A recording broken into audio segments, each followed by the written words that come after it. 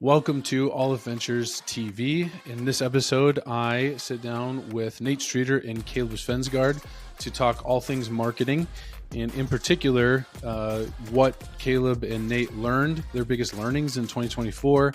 We get into some of the data that backed that up, what was working for them, what was challenging for them, and what's informing their strategy for 2025 and how they plan to execute on that. So in this episode, you're going to hear about content, you're going to hear about direct marketing, and much, much more. Hopefully this can help you as you are putting your marketing strategy together to go win in 2025. Enjoy. Hey, welcome to another episode of Aleph Ventures TV. On today's show, we have the marketing brain trust of Aleph. Joining me, we got Nate Streeter, who is the director of marketing for Aleph Ventures. So he supports our 17 partners, and just to get a feel for what that means, in 2025, that's shaping up to be, he's going to lead a team that will have a hand in about 50 million plus of sales, about 20,000 appointments that he is going to go get with his team this year. So that's his world. And then we have Caleb Svendsgaard, who is the marketing manager for Paris Painting.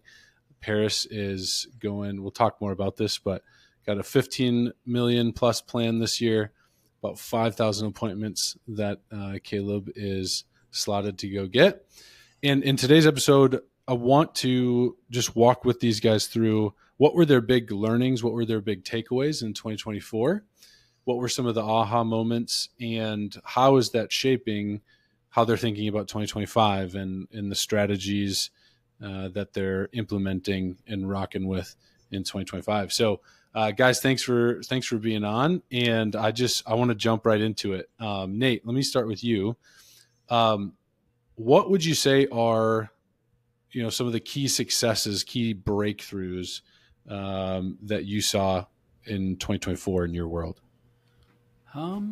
Yeah, I mean, man, we were just building so many new things, right? Building like marketing for 15, 17 companies is so much different than building for one like I did at Paris. So I think that was maybe one of my key breakthrough moments maybe that's happened to me over the last 18 months is like just continue to realize like building a system that will work over many different kinds of painting companies is just a lot different than building a system for one painting company.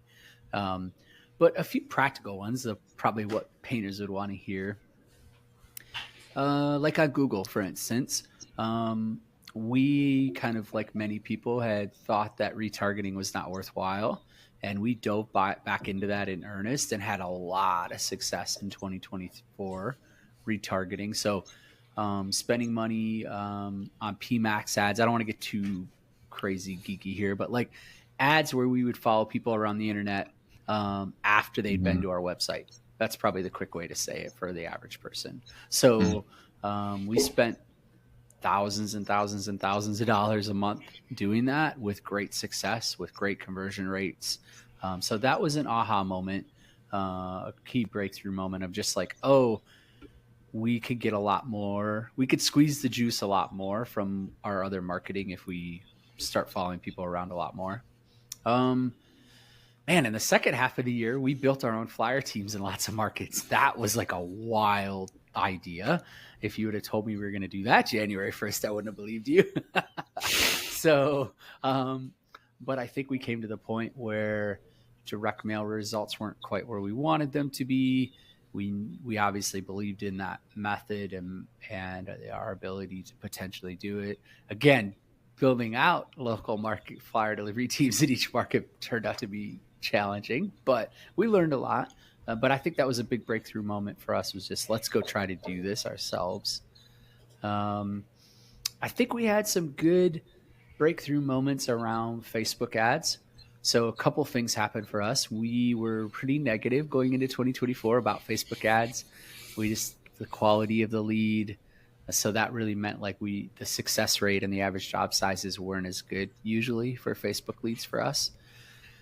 We really had some good breakthrough moments to realize we could increase the we could change the way the ads were positioning us, focus a lot more on, which this kind of fits into another big aha, which is really understanding that there's kind of two segments, one group of people who need painting and one group of people who want painting. And for Facebook ads, we wanted to create more desire. So wanted to focus more on people who wanted painting. And so that was part of it. Then increasing the friction. So making it harder to actually get from their interest to an appointment. And if we could we've increased that friction a lot, and that helped us with our success rates and our average job sizes quite a bit. So explain more, like that. That might seem counterintuitive. Yeah, it does, right? Because for instance, like Caleb, he books 75% of his appointments. Like they come in through a postcard and they go straight to an appointment, right? They could self-book.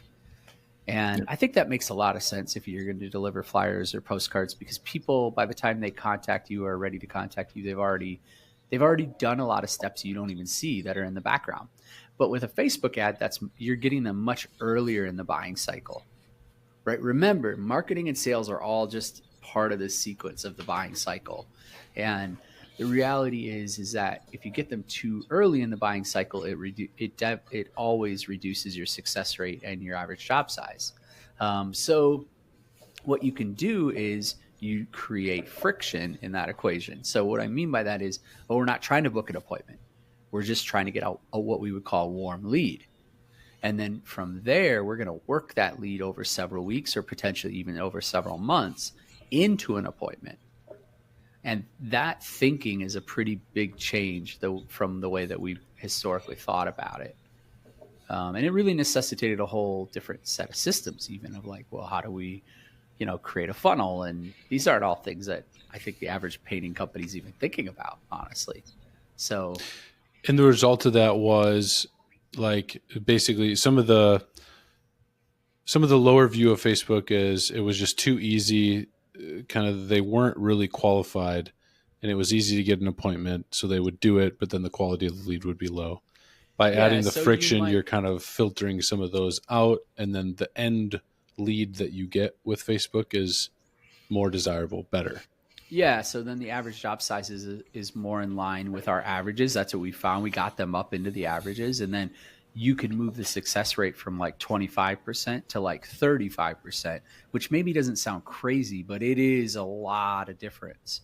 You need a lot less appointments, and it gets us closer to where we want to be, which is in those 40s for success rate. Is there anything that you would say, I'm just curious of, are there metrics that somebody could look at, or is there any analysis that somebody could look at to say, oh, maybe I should try to create more friction? How would they evaluate if this might be something that would be good for them to do or implement? Yeah, I think they usually tend to focus on the wrong metrics too. They're focused very much on cost per conversion on Facebook. So you'll even hear people brag oh, it only cost me $42, to get a lead on Facebook. And it's that's the wrong metric to be tracking. You might be fine to spend $80 or even $100. If you could get a higher quality lead and that converted at a higher percentage. So that slippage rate between the lead and the appointment. So we want to see that number be as high as we can, right? So our most successful partners, we're bringing in the right kind of Facebook leads, and then they're converting them at a 60% clip. Right. So that's part of it. And then the other part of it is the timeline. So they're usually thinking immediately, but it just doesn't work like that. You need to have a timeline where it's it might take you an average of 10 days to convert from a lead to an appointment from Facebook. Whereas for Caleb on a postcard, there's no gap there at all. It's immediate. So I think those would be metrics that I would want to track is what's the conversion rate? What's the time that they're in the funnel? Those are all things that you could start looking at if you have a more advanced CRM or some system that you could track your leads through. Yeah. How about for you, Caleb? What has been just maybe let's hang out on Facebook leads, because I don't know. I think that those are talked about a lot. I think that and it seems like there can be such a mix of people. I'm curious, just Are you doing the same thing, Caleb? Is it any different within Paris Painting? Was that been your experience in 2024 for you with that? I think Nate's definitely right about the needs versus wants. So like our exterior success rate is much different than our interior. Our exterior was like 35 and our interior was like atrocious. It was like 18%. So I think we're trying to target needs and do more retargeting with Meta. We are still cracking the nut, so to speak, but we are doing a lot of things that Nate's talking about, like being less aggressive, having more like an email workflow set up, like a nurture cycle. It just takes time. Like there's no immediate results for any marketing campaign. And I think the more and more I learn that, that's why like mail works better, like from a success rate standpoint, is just because it's like, yeah, it takes more time. People hold on to it. They see it, brand recognition. But with Meta, there's no shortcut to just getting like 50% SR. Like there's no quick and easy. It's hard no matter what. Yeah. Let's stick on you, man. What would you think about 2024? What have been some of the big breakthrough moments, ahas for you last year? I think the biggest thing was just having a growth mindset. There's people talking that we need to expand into new markets. We need to go to new zip codes. We need to go to new areas. But this year we had 50% growth in residential exterior. So we went from about 6 million to 9 million. And we did that all within the current market, our current zip codes. We just went deeper instead of further. I think that was kind of a misconception of like, oh, we need to go to more places. We need to do more campaigns. We need to do more and more. But we just did better and we went deeper. Specifically with direct mail, we were able to really like penetrate these zip codes. And a lot of the zip codes went from 50% growth to some of them went up to like, we sold like 10K to 200K. Like it literally just popped. So we focused on being local and present the best wherever we are instead of trying to take over the whole metro. We only targeted about 100,000 homes approximately. And the year before that, I know we were closer to 180,000.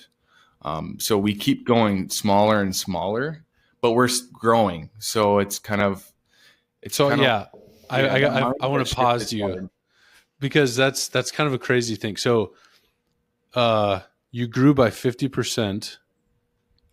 And just so I'm tracking, like all of your marketing campaigns in 2023 went to and were targeted at about 180,000 homes. Yep. And in 2024, you had this growth with 100,000 homes that you targeted. Approximately. And it was residential exterior. So, but we had 50% growth, residential exterior, and we actually stopped. We stopped marketing to a lot of zip codes. We just didn't even do a postcard, or we did one. We saw terrible response, and we're like, no, we're just gonna double down, and that really worked for us. Yeah, I just want to plug. Caleb was on. He and I had a conversation on the podcast a while back. I think it's called like How to Win at Direct Mail, where you talked about some of this. Go check that out. It's an awesome one. Yeah. Tell me about, just bring me into what was so you went deeper, you didn't need to go. Just like, how did you come to that realization? What were the reports that you were looking at? What was the data? How did you figure that out? Yeah, I think it's a combination of like firsthand experience and also data. So like when I was door knocking in these neighborhoods, like I was amazed at how many just old homes need work, and like the competitors weren't even that strong. And I had a feeling and a conviction deep down that we could do way more.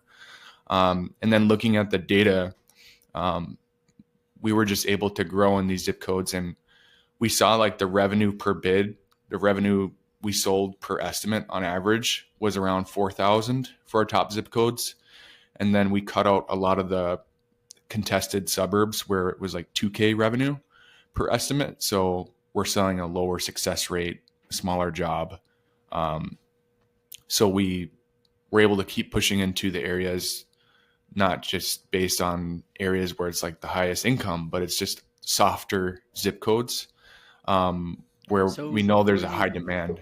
Yeah, before you go too far into that, Caleb, because I know you're going to miss a whole bunch of people. Like, the reason he's doing revenue per estimate is because that's sort of a combination then of average job size, success rate, and average job size. Correct. Yep.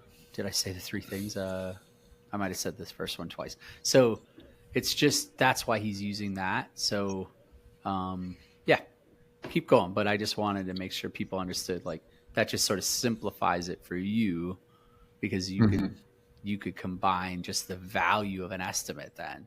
Yeah, because even some of the areas you think that are good, like you might be selling a 10K job, but it could be a factor of things, a myriad of factors. But you might be selling at 20% success rate, and it's like, okay, that's 2,000 per bid, I think, per estimate or whatever. But there's a lot of areas too where we're like selling 5K only, but we're at like 60-70% SR. So that's a good area for us, because the sales reps are selling more on average per estimate. Our sales cost is going to go down. And even if it costs marketing a little bit more, it's actually going to be better for the organization because, lower sales cost. And then I think you can calculate that in. I think Garrett Martell was talking about this, and you could calculate it out to dollar per resident then too, if you wanted to really think in terms of how much money were you extracting out of a specific zip code per person or per household, right? And that's also useful because, like Caleb, you probably heard him say, he's got a lot of areas that are over $300,000-$400,000 for a single neighborhood, right? And we want to keep on doing that where we've got $1 million zip codes, right? Like, that's really for us. I think this is a limiting belief too in this equation, Caleb, is that this idea like, oh, I can't go get more jobs in that area. I already do a lot of business there. We haven't found that to be true. There's only one partner that's in a very small area, and it's because they have some towns where they're literally the only painter. And we are starting to wonder, like, maybe we're hitting some saturation points.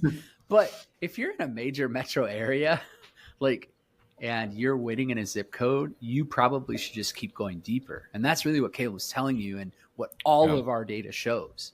To support this, Hoke, and I know you were going to ask questions about next year, but I'm just going to jump into it here because it's apropos.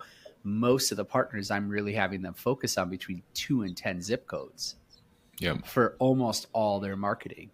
And this is partly just, it's learning that we've gotten over 5 years. I think I told you, Caleb, every year I cut down on how much geography we did at Paris. Like, as we've grown from whatever it is, a couple $1 million up to 15 million, we've actually continued to decrease throughout that almost. And that's true for our partners too. We're trying to just, if they're only a small business, let's say 2 million, I might only be in 5 zip codes.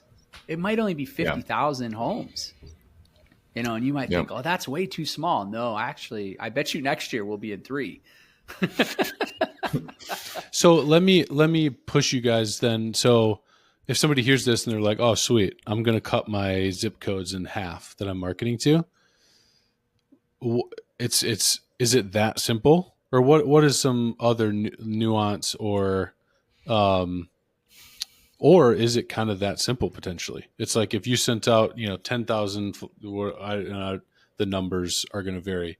You send out 100,000 flyers to 10 zip codes. If you sent that same 100,000, the same exact flyers to 5 zip codes, are you guys kind of finding that just simply even doing that, the ROI is better? Or are you contextualizing these cards different, or is the path? If you just keep sending the exact same postcard over and over and over to the same people, it doesn't pass the smell test, right? Like, what's the smell test? Smell test is, do you like to get the exact same postcard from a vendor over and over and over? No. So don't do that to people. And I would say, keep adding value. That's the answer. I've heard you say it before, Caleb, and it's the answer that everybody should hear, which is, how many times is too many to hit a postcard to a zip code? There is no number that's too many. How many times can you add value? I would say for most painters, they could add value 3 or 4 times a year with like a different message. If you're an advanced marketer like Caleb, I bet you he could add value like 6 or more times a year, because he's got a lot more content than the average painter too.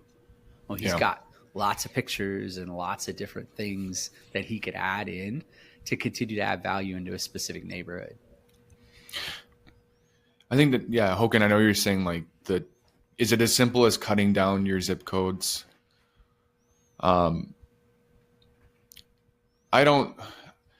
So for Paris, like we do have like we have A, B, C group. That's kind of how we call them. We typically call it like A, B, C group. We do a combination of door hangers and direct mail.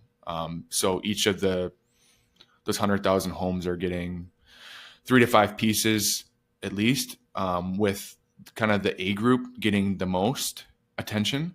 So I kind of think of it, it's kind of like the stock market, like you diversify, right? So you don't just do like, it's not like I'm telling you to put all your money in one zip code and just dump it in there. It's like you could dump all your money in Apple and you might do fine, but it also could do pretty bad for a given time. So I would suggest like, it's just weighting. If you think about the weight, like you're weighting, you're having a higher weight for these zip codes, like you're investing more.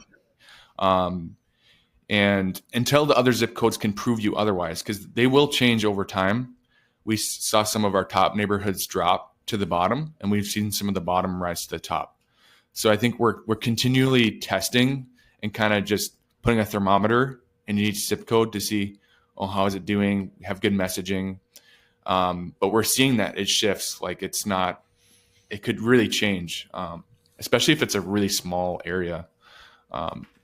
So I think it's investing in your winners, but also the winners can change. I mean, So piggybacking or connecting that point and the point that Nate was making on adding value, I think there's something to the medium with which you are communicating dictates what is valuable and what isn't sometimes, right? So like there's some text messages that if you were to send it as a text, it doesn't mean as much, or it's not as valuable as if you were to send it as an email or face to face, right? So whatever you're using to communicate, that plays a role in how that value comes across.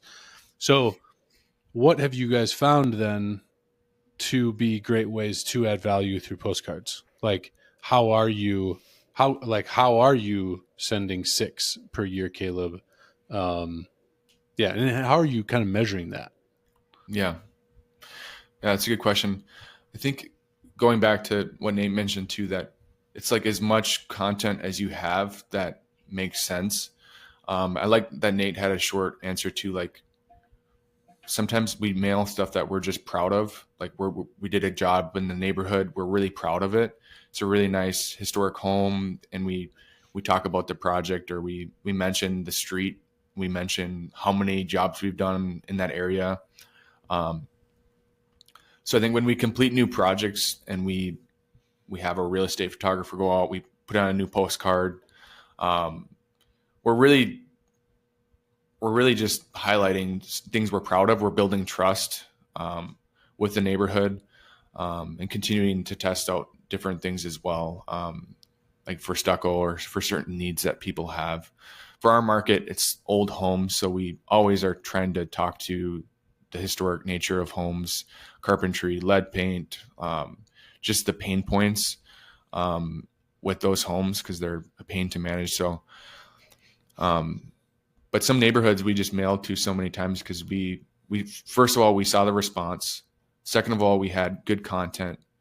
And third of all, I mean, we didn't have any complaints. Like our top zip code doesn't had, like, no one complained in that really zip code. Like most of our complaints are coming from our bottom zip codes, even though we mailed to them much less and we did much less door hangers.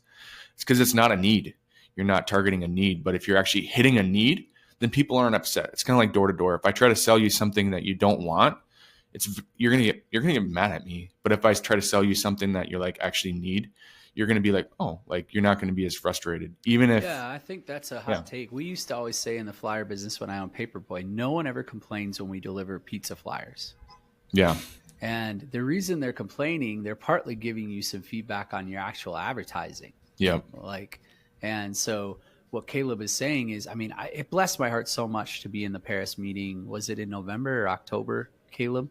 And there was so many sales team members that were bragging about you in the main meeting, in the Paris monthly meeting, about how many people they'd go out on an estimate and they would mention something about our marketing and how it helped them.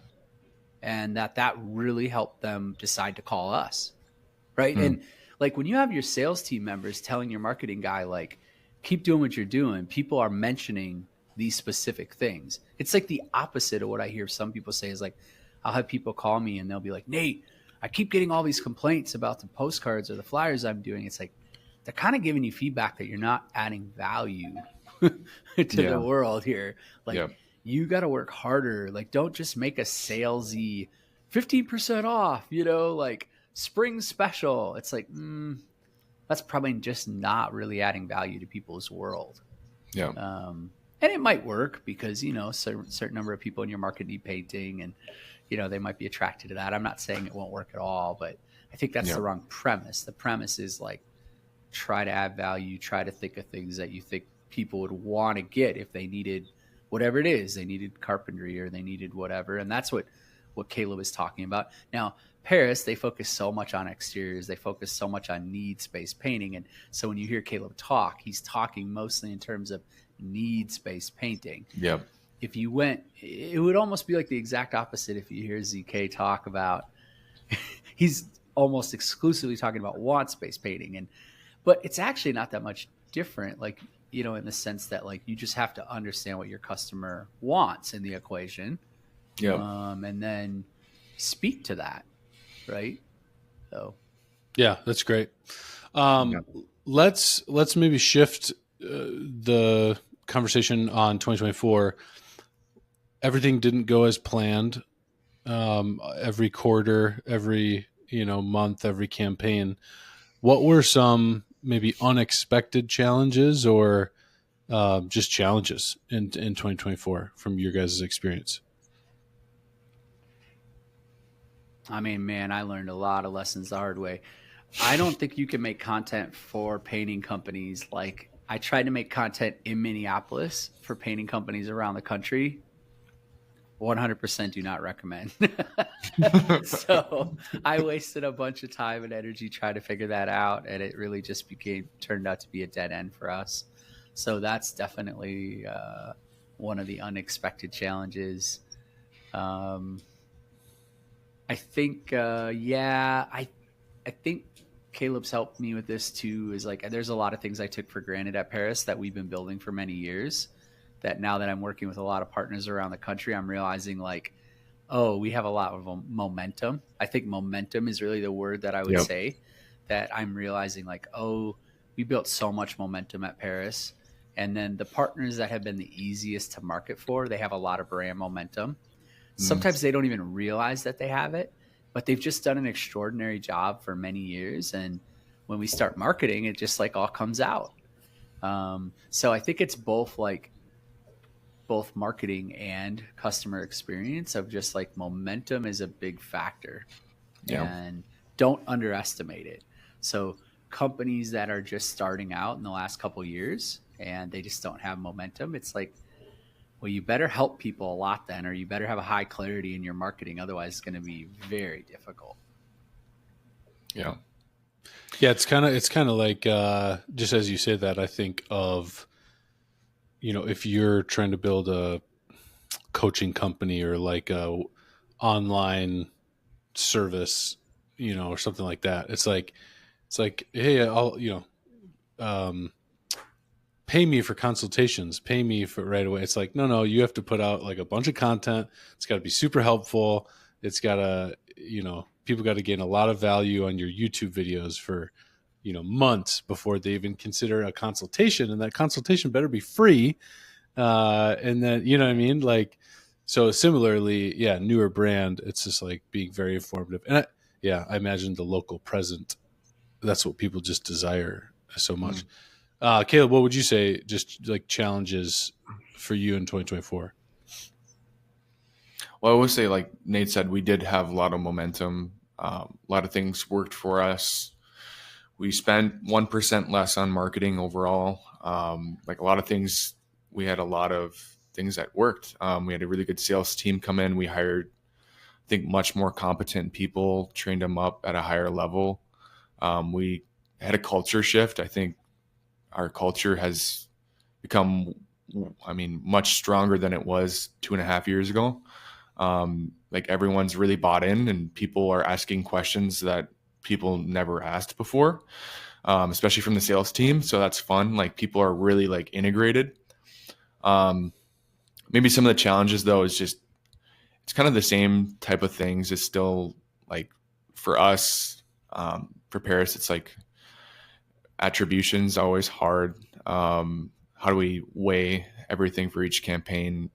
Right now we're kind of doing like last touch attribution. So like our model is not advanced. It's kind of like, there's still some guesswork with like, okay, how do they actually convert? They got 3 to 5 postcards. They got 3 to 5 mailers, and then we're retargeting them and they convert on a Google ad, but they also got mailer 2 days ago. And that type of a thing where I think we're still wasting money. And I think, but it's hard to tell where we're wasting it. So yeah. And then scaling was a little bit unique too. We were building the plane as we were taking off. Like direct mail, we made a lot of mistakes. We were trying different lists and different things, and I think we wasted quite a bit, just kind of in the heat of things. But overall, it went well. It's just the things of scaling, and then the team growing, and just normal growth pains. But yeah. All right. How I want to talk on 2025 here. So, I think you guys have started to talk on some of this stuff, but maybe too, just if you don't mind sharing, like what are some of your personal goals? So, you guys are the marketing folks for these businesses. So you own the marketing goals. What are some of your goals? How are you thinking about your goals for 2025? I think for me, we came in at about 88% of our lead goals in 2024. Well, some of our partners had really ambitious goals, so that might not be too crazy. Explain what that means. 88. It means that if we had a goal of 100 appointments, we brought the marketing team brought in 88. Right. So our goal this year is to be at 95%. So we want to move that number 7%. And the more we analyze things in quarter 4, the more I think the conclusion we came to was, for the most part, the gap for our team has more to do with execution and less to do with strategy. And so that's partly why I brought an integrator onto my team this year. So I have somebody who's running my team of 8 for me, and I'm focusing more just on the strategy side of things. And we've made some key hiring changes and staffing changes partly for this reason too, so we could execute at a higher level. So for us, executing at a higher level is a key component of what we're trying to do for fractional services for marketing. I think the second is just overall capacity. We had some partners where they literally felt like some weeks no matter what, they couldn't get enough leads. And so we want to have at least 20% more lead capacity than what we need. So we need 120% capacity for leads in any given week throughout the year. So that's something that my team's been working hard on too, is creating enough levers on the dashboard in front of every single partnership where no matter what, we don't have all the levers down full. Yeah. We have at least 20% more at any given moment. So those are metrics that we're going to track closely. We are tracking closely week in and week out. So far, I got to knock on wood somewhere here. We're at 130% or something for our lead goals year to date so far. But of course, there's only 5% of the leads have come in so far. So, hey, because, January is such a slow month, especially the first couple of weeks. But I'll take the wins where I can get them, right? That I want to highlight what you said there of like the execution versus strategy. I'll tell you, like the more I interview you guys, the more I listen to you, and then I would just say too, the more I just learn about the industry. That like any discussion around marketing just overemphasizes strategy in terms of like that is the sexy what's the strategy. And even back to like the example of the content that you talked about, Nate, of like you tried to implement a strategy to get content for folks that in some ways was more complicated by doing it, in another location. You kind of organize it, do it, and then ship it back, and then they use it and whatnot. And it's like that doesn't work. It's like the executing local content. It's just so the strategy is more simple actually. It's just to execute it is more difficult. And it's like with so many things in life. There's an element of that should be empowering, but it is hard. It's like not complicated. It's hard.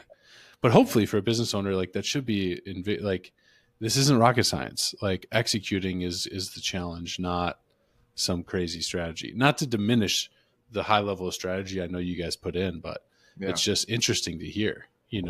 So anyways, I love it.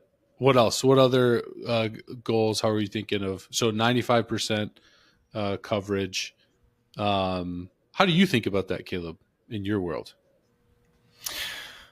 I feel like I'm really closely integrated with our CEO, and he's the VP of Sales and Marketing. So I think something that's tricky is that we look a lot at like quality and just what's coming in. So we actually missed our lead goals, but we overperformed on success rate, job size. Our jobs came from different zip codes, like some very different zip codes than the previous year. A lot of zip codes, we had only a few jobs, and this year we had 20 or 50. So really, I was really in touch with the quality and watching that more often. The lead goal, I still want to hit it. But I know in the past we used to do door-to-door and Facebook, and we would try to blow up the lead goal, but we would miss the revenue goal. And that ultimately is how I'm comped. That's how everyone's comped at our company, is based on revenue. It all attaches to produce revenue at some level. So if it's not only is the marketing dollar getting you a lead, but is that marketing dollar getting you revenue, produced revenue for the same year too. Next carryover is always good too, but we're looking like, does this actually lead to a produced revenue, not just leads, while still hitting a lead goal. So it's kind of a tension of that. Like sometimes we might miss the lead goal, and we definitely did at certain points of the year, but we just, our average job size was much higher. We did a lot more carpentry. Our success rate was higher. I think the way that we would look at that, Caleb, like, because I have several partners where, we had a plan. I think of one immediately where we had a plan of a $10,000 average job size. They're on the West Coast, so they have bigger average job sizes. But we actually came in at 12,000, but there would still be pressure on my team to get the same number of leads. They would just move their sales goals and their production goals up because they're getting bigger average job sizes. So I think a big difference with the way that Paris works is you guys might try to save money on your marketing in that equation, whereas most of the partners would just try to move their sales goals up. But it's not that much different. We're all integrated to profitability. Sort of a theme you see at Aleph, right? Is that every position in many ways is really orchestrated in this symphony of like, how can we all benefit from making profit? Yeah. So, I think it's so wonderful to see that. In fact, I was just off of a call not that long ago. I think maybe you were in it, Caleb, like where we were talking about how if you want to get past like 3 or 4 million, you have to have a team that's all like compensated and they're all like pulling in the same direction. Otherwise it's just too hard. Like you're going to be trying to push too many people. I think he made the comment of 35 idiots. It's like, if you're trying to push 35 idiots along, it's like a breaking point. Like you need them to be going their way themselves. And the leaders sort of just like following along, but they're actually the ones that are in front, moving towards their own goals, right? For their own purposes and their own benefit. So, yeah, I think I wanted to touch back on that, like the execution.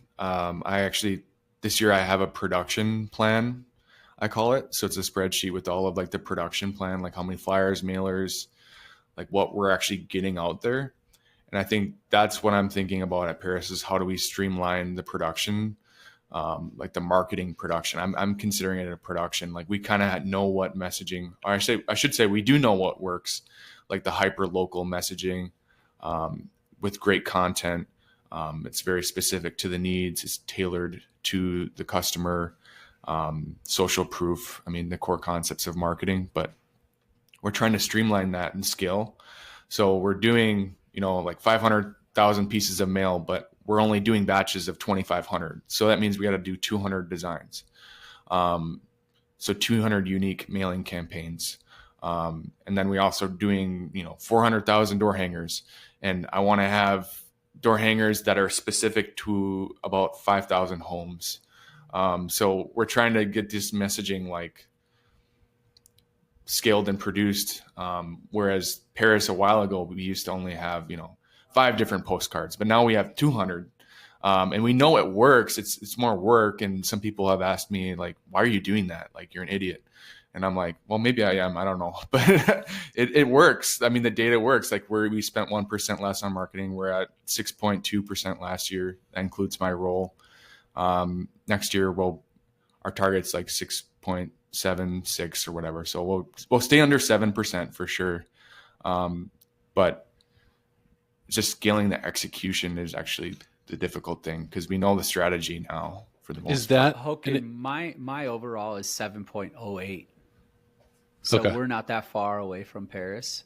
But from a percentage why, we might be growing at the same rate as you guys because you're taking a pretty big chunk. You're growing from 12 to 50. No, we're definitely growing at a faster clip from a percentage standpoint. Our partners are because we're going from 32 to 50, but we're adding a couple partners in there. So I'm not sure. It might be similar actually. Now that the more I'm talking, I'm sorry. It's probably similar. So, and I was just going to ask Caleb, like, what do you think? I don't know. You threw a comment out of like some people say you're dumb. Like, what's the pushback or what's the argument? Well, I think it goes back to like it's just. I mean, yeah, it's like why would you create 200 unique mailers with unique content on each piece? With like it's not even. They're very specific. Like, why would you do all that work when, like is it really worth the squeeze to do all that work? Like, yeah, and I think there's shortcuts and there's some messaging that has worked at scale. I'm not saying that there's not messaging that doesn't work at scale, but like, I think some people, I heard a comment from someone that says, oh, well, like kind of like to the point, like it's all junk mail. It's all just junk mail. So who cares? Like in that mentality, I'm like, I'm proud of our mail. I'm proud of our marketing. And that's something I take pride in. Maybe I'm too prideful of it, but we do a good job. Like I want every single piece of marketing that touches a customer to be good and exceptional.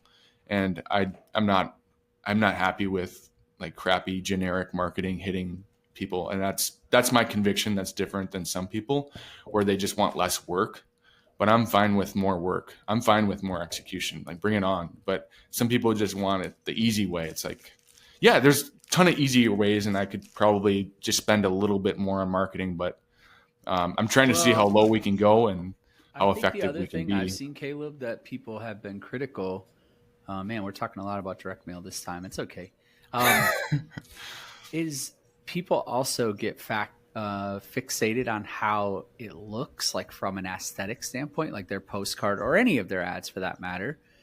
I love what's happening at Paris. We spend a little energy on that, but most of the energy, if you listen to Caleb or even myself long enough, what do we focus on? We're focused on what we think would be helpful, what we think somebody would want if they were thinking about buying painting. Like, don't get fixated on like how your postcard looks that much. Like, that doesn't matter that much, honestly. I know that sounds like a terrible thing. In fact, it could be very frustrating for marketers because some postcards that look like crap actually do really well. Well, I can tell you that's why. It's because they were actually helpful and useful to people. So I would focus more on that. And there's not like some specific style. Like I've seen a lot of people, I won't name any names, where they're copying Caleb's postcards like verbatim, like the style of it, thinking that's what's winning. It has nothing to do with that. Yeah. Like, I mean, it's great. Like I would take, I mean, I suppose I designed those postcards, so I'll take credit. Sorry, Caleb. Yeah. But like, that's not why they're working, right? Is because we used these, combination of pictures and headline, and like that has nothing to do with it. Yeah, it's like the content part of it too. It's like, well, I know no other painting company is going to capture these photos, and like no other painting company has a homeowner from that neighborhood on the postcard. Like I'm just keep doing stuff that no one else is going to do. Like, why would you even want to compete with us? Like, you can copy our postcard, but you won't have the content, and you won't have the social proof, and you haven't done the work that we've done in that neighborhood. Like, so you can compete with us, but you're going to lose because you're copying us. We're on to the next thing. So I think it's much more than just the aesthetics. It's like social proof, and then it's actual like brand awareness, and how many jobs have you done in that zip code? Like, what's your NPS in that area? Like, do people like you? There's a lot of other things that go into it, not just copy what's someone else is doing. Big bets. That's something, one of the ways that we talk about goals and kind of how we're thinking about the year. Chet actually talked about this. We did an episode on business planning, and he mentioned that of kind of what bets are you making in 2025. So I'd love to put that to you guys. What bets are you guys making in 2025?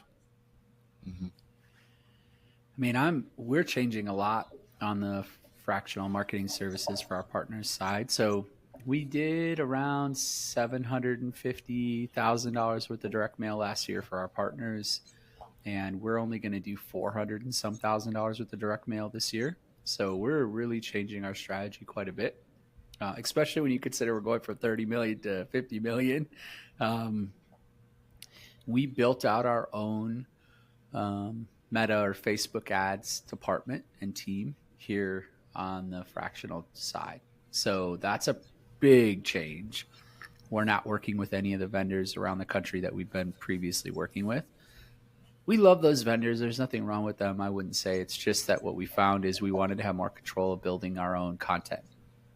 And if we built our own department, we could really like lead that. And so we're hiring content creators in each market. And part of the learning from 2024, and really pushing into that side of the equation. So that's probably one huge big bet, and 2024 shaping that's moving us is we're trying to diversify more and more, and create new channels that we haven't historically used as much. And unlike Paris, our partners, many of them sell to more wants-based painting. So these kind of tools we feel like are much better for that. So we've tried to curate that towards those partners that were more focused on wants-based painting. Yeah. So those are big kind of bets for 2025 that we're making. And we're still building out flyer teams. We only have a few partners that are doing door knocking. So we're still on the strategy of not a whole lot of door knocking still in 2025. And quite a bit more commercial. So unlike Paris, I think, what did you say you guys did last year? 800,000, Caleb? Yep. Okay. Many of our partners are taking big chunks of commercial, and we have learned how to market commercial pretty well. We're feeling really good about that. Over the last 18 months, we've just learned a tremendous amount. So that's another big bet, is we're spending quite a bit of energy on building funnels for commercial sales. So that's another big bet that we're taking. Yeah. How about you, Caleb? I think for us, it's more, how can we spend even more in Q2? We just experienced a lot of growth in Q2 last year. So a big bet we're making is that we're spending like $25,000 a week in Q2 when the snow melts here in Minnesota, when people are in their yard. Since a lot of our marketing is also like paper marketing, I call it, direct mail and door hangers. We're trying to produce and get them in the door or on the door basically as fast as possible, hit every home that we're targeting for the whole year by May 1st. So they're going to have a direct mail piece and a door hanger by May 1st. So that all of our target audience is for sure going to have 2 pieces of messaging that will hit them physically.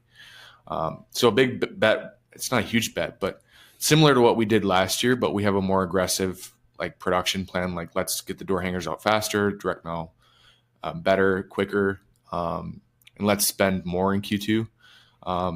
We regret not spending more because we think we could have done more, but we actually spent a little bit under our budget in Q2, but we want to actually spend towards the budget and see what the results are, even if it's slightly more expensive. We want to find what the ceiling is for Q2. And when you say,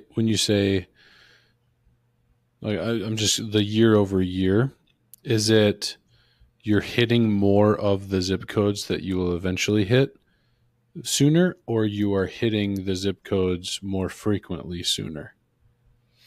Some of our top zip codes is more frequently, but it's more like getting to each house quicker, like being more aggressive with our flyer company to get that flyer on the door for all of our A group, our top zip codes, as fast as possible.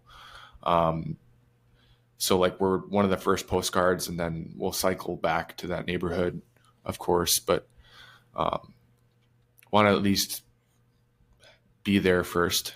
And we'll continue to market to those neighborhoods. But yeah. I mean, you have like, and this is true for the partnerships too, we might only have like 6 weeks between our repetition, you know, our drops. So pretty close, maybe even 4 weeks in some cases for you, Caleb, right? Yeah, with direct mail, we did some like closer, like 4 weeks. With door hangers, we try not to do that. People seem to get, it's more intrusive because it's like on your door flapping around, you know, I think it gets some complaints about too much paper, but like, yeah, I think your top neighborhoods, we're going to like, a lot of them will hit like in April and May. So they'll get a couple pieces of like mail right away in the year instead of spreading it out too far. Cause we just know that if we do, Nate and I have talked about this quite a bit. Like if you send a mailer in August and you're in Minnesota targeting exterior paint, like the tail, you're not going to be able to capitalize. Like the ROI is not going to be the same because it's going to be winter in like a month or two. Like it could be freezing in like a few, but if you send it in April, May, when the snow's melting, people are starting to do home improvement and they start to see your yard signs and you're out producing jobs, like you can capitalize kind of on that door hanger all year if they did keep it. Yeah. So like our modeling is a really big factor into our print media hooking. Like, so our modeling shows like the first month we're going to get like 30-40% of the response. And then the second month we're going to get 20, and the third month we're going to get 10. Yeah. But what Caleb's saying is there are times of the year where it really crushes those numbers. So it's like you just lost 30% of your response because of when you dropped the postcard.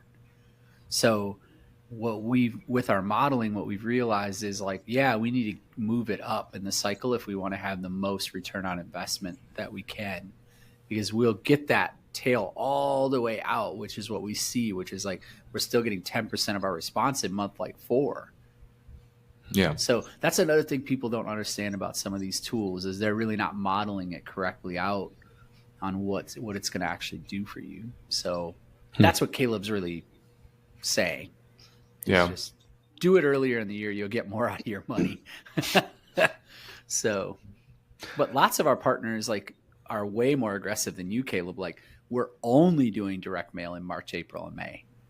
And then they don't have any direct mail beyond that for that reason. Yeah. So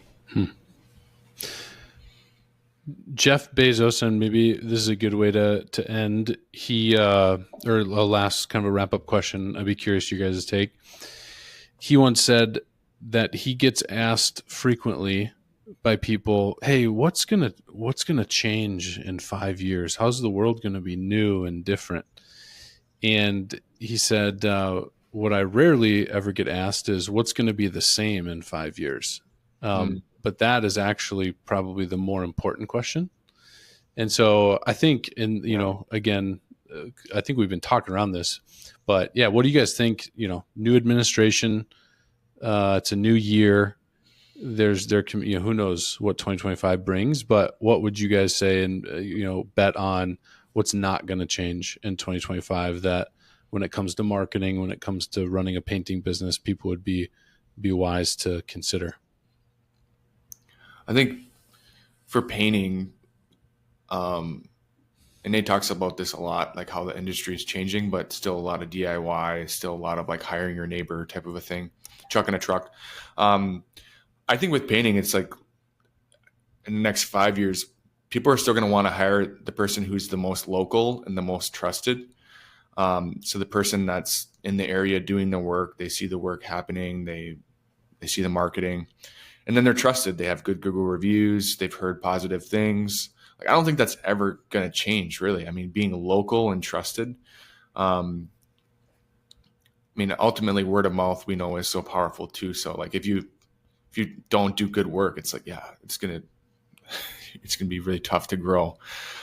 So just being local and trusted is how Paris is positioning ourselves continually. So. Yeah, man, I totally agree. Like, it's the same 20 years ago. People wanted to buy from a painter that they thought was local, present, competent, right? So I think these are all things that we talk about all the time, and that creates that trust that you're talking about, Caleb. I don't think those things will change. I think that what's going to change, like, whatever, colors are going to change. Maybe the kitchen cabinet phase, that might change. There's a whole bunch of things that way, but practically the DIY is going to continue to go down. We see that clearly. So the Gen X and the millennials aren't going to do as much themselves as the boomers did. So that's going to help our industry. I think our industry will continue to professionalize. What does that mean? Well, just look at the other industries that are professionalized, like HVAC, plumbers, so on. It means that the industry is going to become a lot more about sales and marketing and a lot less about production. Production is going to be pretty even because these companies will execute at a fairly high level on that side of the equation fairly consistently. But it's going to be all about sales and marketing. And that's what these companies become, are sales and marketing machines. So I think that's really good upside for the way that I'm looking at our team, is that over the next 5 to 10 years, as more and more painting companies go up over 3 million, which they're going up over 3 million at a rapid rate now, it's going to push those costs and the competition up in the sales and marketing part of this equation, which I think will be great. Like, we bet we can run faster. We don't need to run faster than the bear. We just need to run faster than our friend, right? And that's the thing, is that not everybody's even running right now. But and you might say, like, well, then it's easy to beat them, right, Nate? No, because not everybody's running. We have really uneven everything.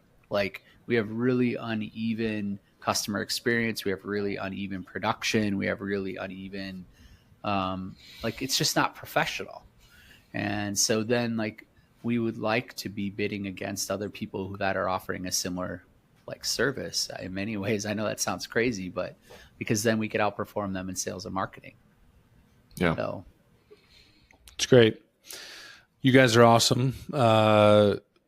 Congrats on all that was gained in 2024, and best of luck in everything in 2025. I'm sure we'll be hearing from you guys a bunch. Thanks for the time, guys. This is great. Yeah. Thanks, Hogan. Yeah. Thanks, Hogan. It was fun.